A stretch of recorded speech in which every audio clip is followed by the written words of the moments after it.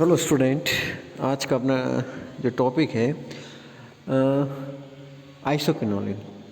अपना जो विषय चल रहा है विषम चक्रीय यौगिक। उस विषम चक्रीय यौगिक में जो हमारा लास्ट कंपाउंड जिसके बारे में हम पढ़ेंगे, जानकारी लेंगे, वो है आइसोक्विनोलिन। यह भी एक फ्यूज्ड कंपाउंड है बेंजीन और पिरिडीन का।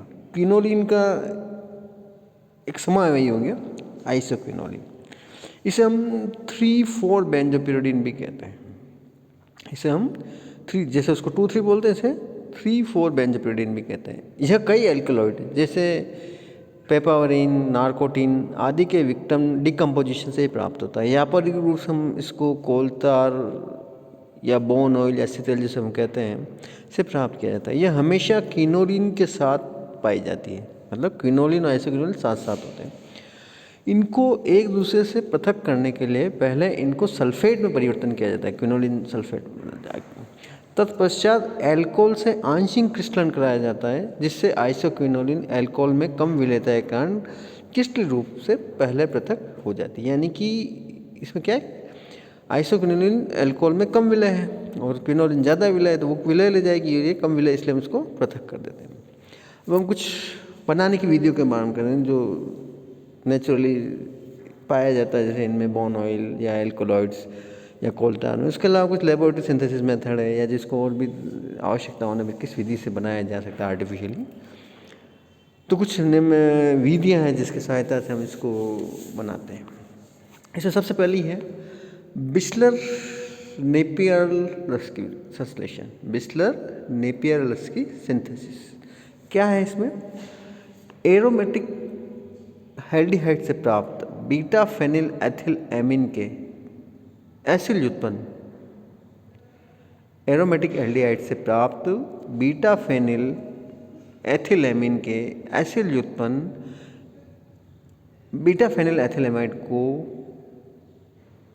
फॉस्फोरिल क्लोराइड, फॉस्फोरस पेंटाऑक्साइड अथवा निर्जलीय जिंक क्लोराइड के साथ उच्च तापमान पर गर्म किया जाता है, जिससे कि चक्रीय विहाइड्रोजनीकरण द्वारा डाइहाइड्रोक्विनोलिन बनती है। इस डाइहाइड्रोजन व्युत्पन्न को विहाइड्रोजनीकरण द्वारा आइसोक्विनोलिन प्राप्त करने के लिए सल्फर, सेलेनियम या पैलेडियम या कार्बन की उपस्थिति में गर्म किया जाता है। यह इसको हम क्या कहते हैं, बिस्लर-नेपियर-लस्की रिएक्शंस।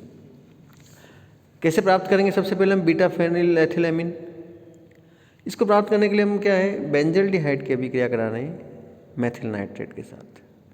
फिर इसका हम अपघटन कर रहे हैं लिथियम एल्यूमिनियम हाइड्रेट से, तो क्या बन रहा है, बीटा फेनिल एथिलेमिन। फिर हमने इसको किसके साथ कर गई, RCOCl एसिल क्लोराइड के साथ, क्या बना, 2 या बीटा फेनिल एथिलेमाइड, जिसको हम PCl5 या फॉस्फोरस पेंटाक्लोराइड से अभिक्रिया करा रहे हैं, जिसके हमने 2 स्टेप लिखे हुए हैं। क्या बना, 2 स्टेप में हमने इसको बनाया है, डाइहाइड्रो व्युत्पन्न बना। डाइहाइड्रो जिसको अपन बोलते हैं 3,4 डाइहाइड्रो आइसोक्विनोलिन डेरिवेटिव, जिसको हम पैलेडियम, कार्बन या सल्फर के साथ गर्म करते हैं, तो क्या बनता है, 1 एल्किल आइसोक्विनोलिन। ये एक रिएक्शन है जिसकी सहायता से हम आइसोक्विनोलिन सिंथेसिस करते हैं। इसी तरह से पिक्टेट स्पेंगलर सिंथेसिस,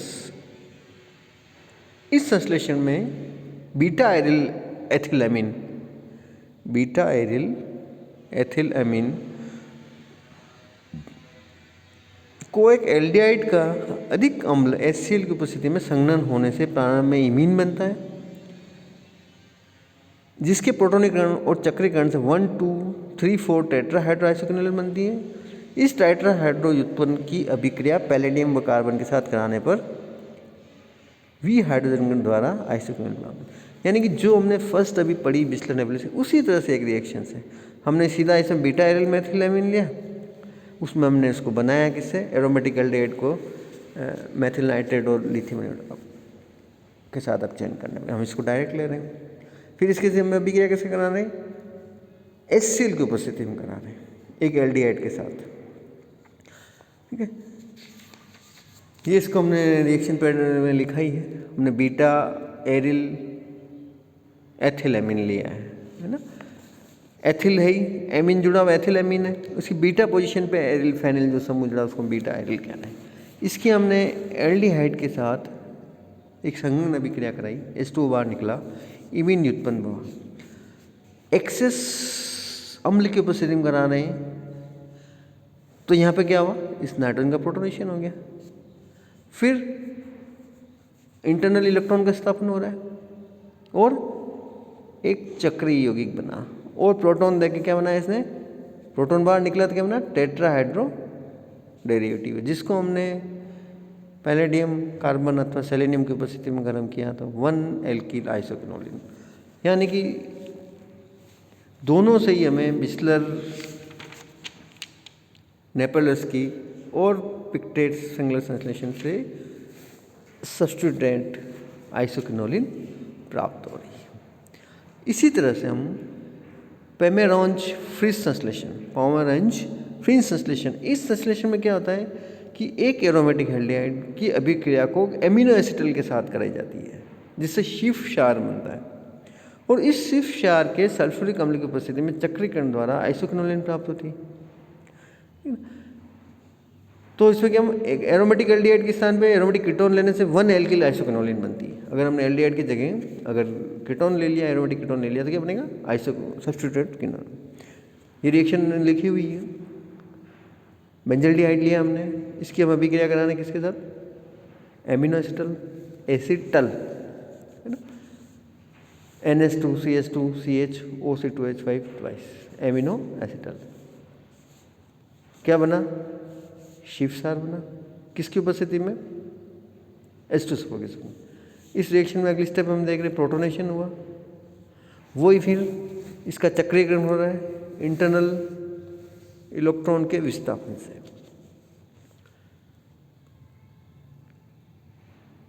फिर उसका डिहाइड्रेशन हुआ और H2O बाहर निकला और क्या बना, आइसोक्विनोलिन।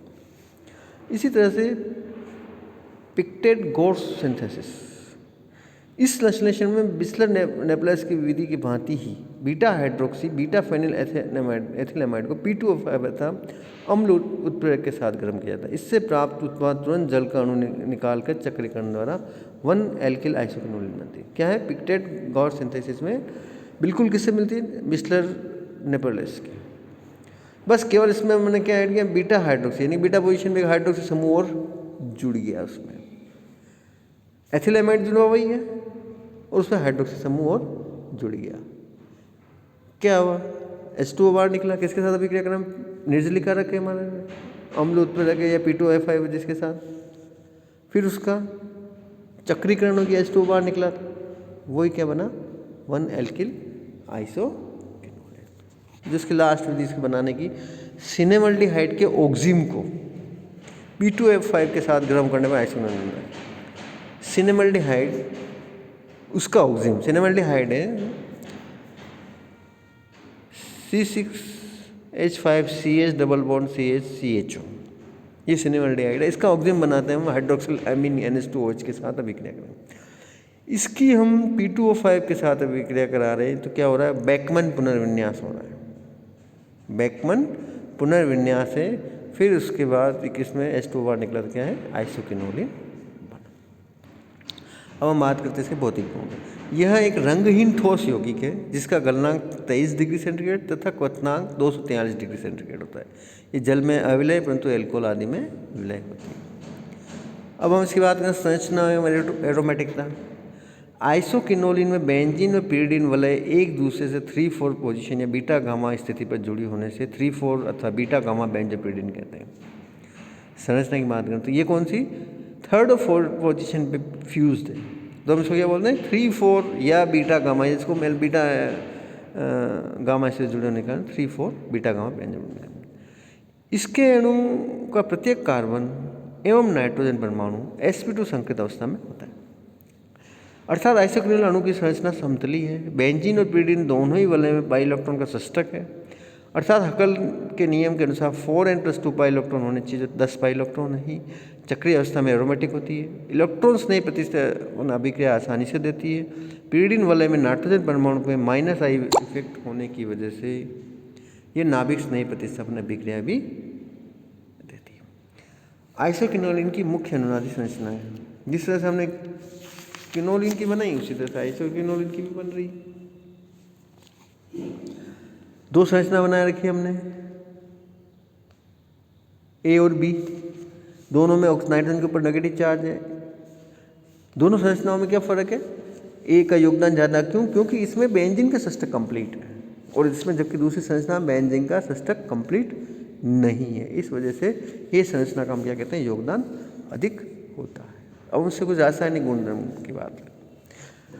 अगर हम शारीरिक गुणों की बात करें तो आइसोक्विनोलिन प्रत्येक एमीन की भांति व्यवहार करती है। इसकी मेथिल आयोडाइड के साथ अभिक्रिया से चतुष्क अमोनियम लवण प्राप्त होता है, क्वाटरनरी अमोनियम साल्ट। CH3 से हमने अभिक्रिया कराई, क्वाटरनरी अमोनियम साल्ट बना। सिंपल, यानी कि टर्शरी एमीन की तरह बिहेव कर रही है। इसी तरह से हम बात करते हैं इसके इलेक्ट्रोस्नेही प्रतिस्थापन अभिक्रिया की। एरोमेटिक कंपाउंड है। आइसोक्विनोलिन में इलेक्ट्रॉन स्नेही प्रतिस्थापन बेंजीन वलय के 8 तथा 5th पोजीशन पर होता है। क्योंकि इस स्थिति में ए पर इलेक्ट्रॉन स्नेही आक्रमण से प्राप्त कार्बोकेटायन अधिक स्थायी होता है। आइसोक्विनोलिन की कुछ इलेक्ट्रॉन स्नेही प्रतिस्थापन अभिक्रिया। अगर हम इस आइसोक्विनोलिन को HNO3H2SO4 से अभिक्रिया कराएंगे तो क्या बनेगा? 4 नाइट्रो आइसोक्विनोलिन और नाइट्रो आइसोक्विनोलिन। H2SO4 से अभिक्रिया कराएंगे तो क्या बनेगा? आइसोक्विनोलिन 5 सल्फोनिक अम्ल, आइसोक्विनोलिन 8 सल्फोनिक अम्ल। मर्क्यूरिक एसिटेट से कराएंगे तो क्या बनेगा? Isoquinoline 4 mercuric acid. Similarly bromine से कराएंगे तो क्या बनेगा? 4 ब्रोमो आइसोक्विनोलिन। तो ये सारी रिएक्शंस क्या है इसकी? इलेक्ट्रोस्नेही प्रतिस्थापन अभिक्रिया। अब हम बात करते हैं इसके नाभिक स्नेही प्रतिस्थापन अभिक्रिया। आइसोक्विनोलिन में pyridine वलय में उपस्थित नाइट्रोजन परमाणु के -I प्रमाण के कारण pyridine वलय इलेक्ट्रॉन न्यून हो जाती है। अतः ये नाभिक स्नेही प्रतिस्थापन अत्यधिक इलेक्ट्रॉन न्यून स्थिति पर एक पर ही होता है ना। यानी कि हम करेंगे नाभिक स्नेही प्रतिस्थापन अभिक्रिया जिस pyridine की भांति ये भी नाभिक स्नेही प्रतिस्थापन अभिक्रियाएं देता है। कारण नाइट्रोजन के ऊपर -I इफेक्ट, और हमें मालूम है कि नाइट्रोजन का जो -I इफेक्ट है वो सबसे ज़्यादा किस पे इफेक्टिव होगा? फर्स्ट पोजीशन पे। इस वजह से इसकी सारी रिएक्शंस किस पे होगी? फर्स्ट पोजीशन पे। अब कौन कौन सी रिएक्शन जो बार बार हम पढ़ते हैं? Chichibabin reactions, one of the most common reaction. जब हम आइसोक्विनोलिन की अभिक्रिया सोडामाइड के साथ कराते हैं तो 1 एमिनो आइसोक्विनोलिन प्राप्त होता है। सिंपल। इसको नाइट्रस अम्ल के साथ अभिक्रिया में आइसोकार्बोस्टाइराइल में परिवर्तित किया जा सकता है। जिस तरह से हमने क्विनोलिन के साथ कराई इसी तरह से इसके साथ भी ये अभिक्रिया NaNH2 के साथ हम अभिक्रिया करा रहे हैं। 1 एमिनो आइसोक्विनोलिन बन रहा है और HNO2 से कराने पर उसको हम फर्दर कराएं तो आइसोकार्बोस्टाइराइल। हाइड्रोक्सिलेशन। आइसोक्विनोलिन की अभिक्रिया KOH के साथ 220 डिग्री सेंटीग्रेड कराने पर 1 हाइड्रोक्सी युग्मन प्राप्त होता है। अगर हम आइसोक्विनोलिन की अभिक्रिया KOH के साथ 220 डिग्री सेंटीग्रेड पर कराएं तो क्या बनता है? 1 हाइड्रोक्सी क्विनोलिन प्राप्त होता है। 1 हाइड्रोक्सी। इसी तरह से कार्बनिक धात्विक यौगिक के साथ अगर इसकी अभिक्रिया कराएं कार्बो आइसोक्विनोलिन की कार्बनिक धात्विक यौगिक RMgX या RLI के साथ कराने पर 1 एल्किल डेरिवेटिव बनता है। क्या है? RMgX से बना है, वही सबसे पहले नाइट्रोजन से जुड़ा, क्यों? इलेक्ट्रॉन पेयर है देने के लिए इसको। कौन लेगा? मैग्नीशियम। फिर रीअरेंज क्या बना? रीअरेंज हुआ और N एल्किल प्रोडक्ट बनेगा। क्या बनता है? 1 एल्किल आइसोक्विनोलिन। इसका हमने पूरा रिएक्शन का एक पैटर्न बनाई रखा है। इसी तरह से अगर ये एल्काइल लिथियम से प्राप्त करेगा तो वही सिमिलर प्रोडक्ट यहाँ पे भी प्राप्त होगा आपको। तो ये तीनों रिएक्शन क्या है? नाभिक स्नेही प्रतिस्थापन अभिक्रिया। अपचयन। आइसोक्विनोलिन की भिन्न भिन्न माध्यम में अपचयन के द्वारा भिन्न भिन्न उत्पाद देता है। अगर हम आइसोक्विनोलिन को 3 और HCl के साथ अभिक्रिया कराते हैं, अपचयन करते हैं तो 1 2 3 4 टेट्रा हाइड्रोक्सी आइसोक्विनोलिन बनता है। इसी आइसोक्विनोलिन को अगर हम सोडियम और NH3 की उपस्थिति में कराते हैं तो 1 2 डाई हाइड्रो आइसोक्विनोलिन बनता है। और इसी आइसोक्विनोलिन को अगर हम पैलेडियम और H2 के प्रतिस्थापन कराते हैं तो ऑक्टाहाइड्रो आइसोक्विनोलिन बनता है। यानी कि इसका अपचयन से प्राप्त होने वाला उत्पाद डिपेंड करता है कि आप कौन सा वाला रिएजेंट प्रयोग करते हैं। यानी कि सोडियम अमोनिया है तो 1,2 डाइहाइड्रो, टीन HCl है तो 1,2 3 4 टेट्राहाइड्रो, और पैलेडियम और H2 है तो ऑक्टाहाइड्रो आइसोक्विनोलिन बनता है। Last one, oxidation. आइसोक्विनोल का पर बेंजोइक अम्ल के साथ ऑक्सीकरण करवाने पर एन ऑक्साइड प्राप्त होता है, जबकि क्षारीय कैवनक के साथ ऑक्सीकरण विक्रिया कारण थैलिक अम्ल और सिंकोमेरिक बेरोनिक अम्ल प्राप्त होता है। अगर हम आइसोक्विनोलिन का पर बेंजोइक अम्ल के साथ ऑक्सीडेशन करावें तो क्या बनेगा, एन ऑक्साइड, जबकि क्षारीय कैवनक के साथ कराएंगे तो क्या बनेगा, थैलिक अम्ल और सिंकोमेरोनिक एसिड प्राप्त होता है। इस तरह से हमें इसके ऑक्सीडेशन से दो अलग अलग रिएजेंट के साथ अलग अलग उत्पाद प्राप्त होते हैं। तो कुछ क्वेश्चंस हैं जो इसके नीचे दिए हुए हैं, इसको आप करना। इस तरह से ये पूरा हेटेरोसाइक्लिक कंपाउंड कंप्लीट होता है। Thank you.